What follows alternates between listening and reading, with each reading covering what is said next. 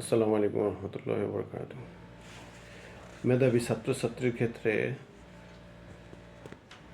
পাশ করা বা first class first হওয়াটা কিন্তু অনেক প্রতিবন্ধকতার বিষয়। দেখা যায় বেশিরভাগ ক্ষেত্রে দেখা যায় যে যারা মেধাবী ছাত্রছাত্রী হয় তাদের ক্ষেত্রে দেখা যায় যে এমনও পরিস্থিতি হয় যে তাদের টিচার রাখার মতন তাদের সমর্থ হয় না। দেখা গেছে যে খালাতো ভাইয়ের কাছে পড়ে, তারপরে বাবার কাছে পড়ে, মার কাছে পড়ে, মার কাছে সারা দিন রাত পড়ে, মার বকুনি খেয়ে মার বা আত্মীয় স্বজনের চাপে পড়েই সে ফার্স্ট ক্লাস হয়। বা অনেককে দেখা যায় যে অনেক ছাত্ররা যে ভালো ছাত্রদের সাথে থাকার কারণে তাদের মাঝে একটা প্রতিযোগিতার একটা স্পৃহা তৈরি হয়, যার দরুন সে ফার্স্ট ক্লাস ফার্স্ট হইতে পারে। বেশিরভাগ ক্ষেত্রেই দেখা যায় যে যারা মেধাবী ছাত্র তাদের ক্ষেত্রে এই জিনিসটা ঘটে বেশি।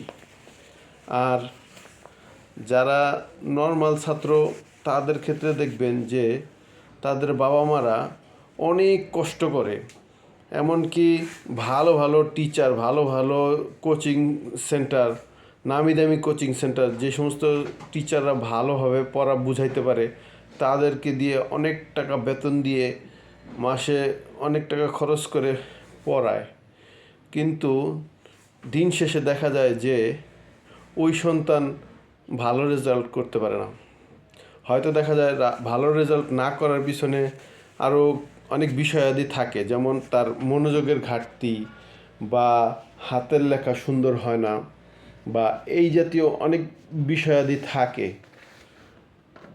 আর বেশিরভাগ ক্ষেত্রে দেখা যায় যে যারা অতটা ভালো রেজাল্ট করতে পারে না তাদের মাঝে আপনি সাধারণভাবে সুন্দরভাবে পড়াশোনা তার কাছে মানে যত সুন্দরভাবে উপস্থাপন করেন না কেন, সে ওই জিনিসটার উপর অতটা আগ্রহ ফিল করে না, যার দরুন সে পড়াশোনায় এত ফার্স্ট ক্লাস ফার্স্ট হতে পারে না।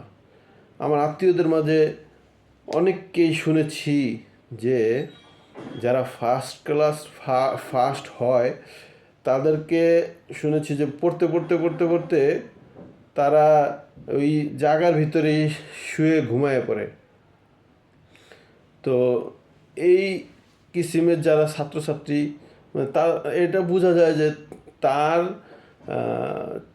তার স্পৃহা বা তার চেতনা যে কি আমাকে ফার্স্ট ক্লাস ফার্স্ট হতেই হবে। এই সমস্ত ছাত্রছাত্রীরাই দেখা গেছে পড়তে পড়তে ঘুমিয়ে পড়ে, পড়ার মানে আবারও ঘুম থেকে জাগে, আবারও পড়ে, আবারও পড়তে পড়তে ঘুমে আসে, আবারও ঘুমায়। এইরকমই ছাত্রছাত্রীদের মানে ফার্স্ট ক্লাস ফার্স্টটা হয় বেশি। আর যে সমস্ত গাধা ছাত্রছাত্রীরা আছে তাদের ক্ষেত্রে হয়তো বাবা মা অনেক টাকা নষ্ট করে কিন্তু কাজের কাজ কিছুই হয় না। অতএব আমাদের সন্তানদেরকে যেই সিস্টেমে দেখবো যে ওর আগ্রহটা আছে ওই আগ্রহের উপরে আমরা ইনভেস্ট করার জন্য চেষ্টা করবো ইনশাল্লাহ। আল্লাহ তাআলা তৌফিক দান করেন, আমিন।